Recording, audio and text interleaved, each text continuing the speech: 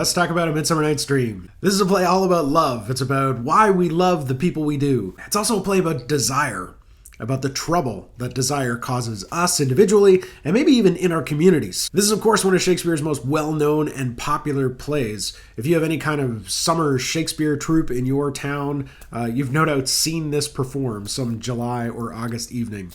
Now, Dream is a play that's filled with fairies and magic potions.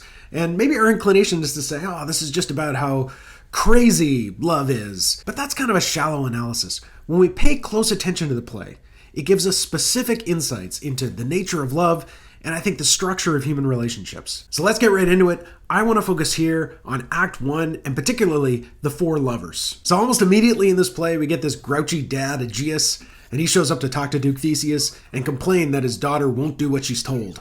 Full of vexation come I, with complaint against my child, my daughter, Hermia. Stand forth, Demetrius. My noble lord, this man hath my consent to marry her. Stand forth, Lysander. And my gracious Duke, this hath bewitched the bosom of my child. Thou, Lysander, thou hast given her rhymes and interchanged love tokens with my child. Thou hast by moonlight at her window sung with feigning voice verses of feigning love, and stolen the impression of her fantasy. With cunning hast thou filched my daughter's heart, turned her obedience, which is due to me, to stubborn harshness. And, my gracious Duke, be it so she will not here before your grace consent to marry with Demetrius, I beg the ancient privilege of Athens.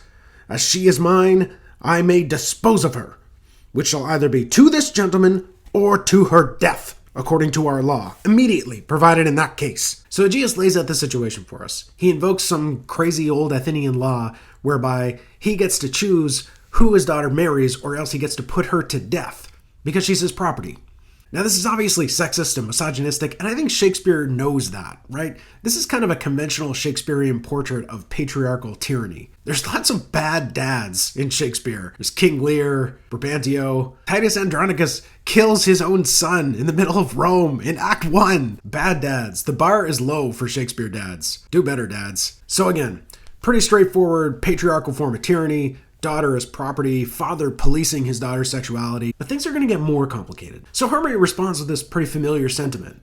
She says, I wish my father could see with my eyes. She wants her father to see Lysander as she sees Lysander, and to understand that she does not see in Demetrius whatever it is he sees in Demetrius. But this argument between a father and a daughter takes us into a philosophical realm, where we have to think about the nature of love and the nature of judgment. Why do you love the people that you love? Why are you attracted to certain people and not other people? Have you ever been attracted to someone and all your friends thought you were crazy? This is pretty common, right?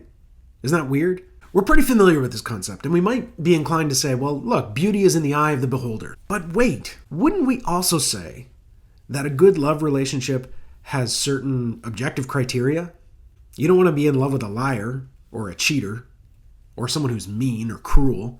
And in fact, we've probably all had an experience where a friend of ours is in a bad relationship and they can't see it. And we try to persuade them as their friends that their judgment is wrong. So it would seem that we gotta believe two things. On the one hand, we think love is a subjective thing. You just love whoever you love and you almost can't control it. On the other hand, we seem to believe that you can be wrong about the people you love. You can love the wrong people. You can be in bad relationships. Toxic relationships. And if you're chasing after the wrong people, people who are bad for you, isn't that a problem with your judgment? Shakespeare seems to be tackling precisely this problem in this opening act. Lysander complicates things even more for us because he says, look, if you compare me and Demetrius, we're exactly the same. We both come from good families. We both have the same job prospects. Why should Aegeus like him more than me? But the question also works the other way around. Why should Hermia like Lysander more than Demetrius, right? What is it? Now wait. Another love problem here. Now, as I said, Aegeus is the typical Shakespearean bad dad. But the way he responds in this situation is just an exaggeration of the way a lot of us respond when the people we love do something we don't like. So Aegeus treats Hermia like he owns her. And yes, there's probably something specific about father-daughter relationships that Shakespeare's examining here.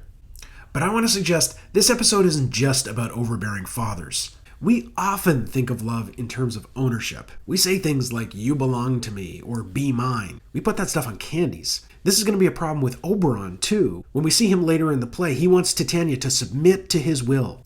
Love can be tyrannical. It can make us act like tyrants. Now, to be clear, I think Shakespeare presents this love to us as a kind of problem, right? Maybe it's the problem of the play. It's something that needs to be resolved by the end of this comedy. How do we avoid tyrannical relationships? And if our love for another person makes us feel like a tyrant, how do we stop? How do we regulate those feelings? Is it a tyrannical passion that leads these two lovers, Lysander and Hermia, to flee the city and run into the woods to elope? All right, enter Helena. We're too hard on Helena. She shows up to talk to her friends, Hermia and Lysander, and she says, I'm in love with Demetrius, but he doesn't love me back. I'm so miserable. And Hermia's response is, I know, that sucks, right? Anyway, I'm off to elope with my boyfriend in the woods. Remember that forest where we used to faint on primrose beds and empty our bosoms of their council sweet? I'm headed there to seek new friends and stranger companies. Hermia is a terrible friend right here. No wonder Helena responds the way she does, blowing up the plan by telling Demetrius.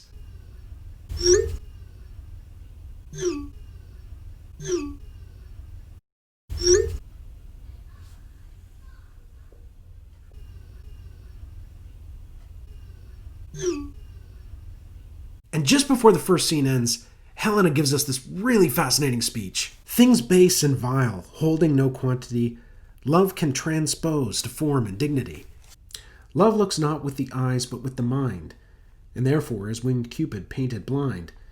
Nor hath love's mind of any judgment taste, wings and no eyes figure unheedy haste. And therefore is love said to be a child, because in choice he is so oft beguiled. So her proposition here at the end of this scene is that love can transpose bad to good. Is that true? That's something we're going to have to figure out. Okay, that's all for now. Thanks, everybody.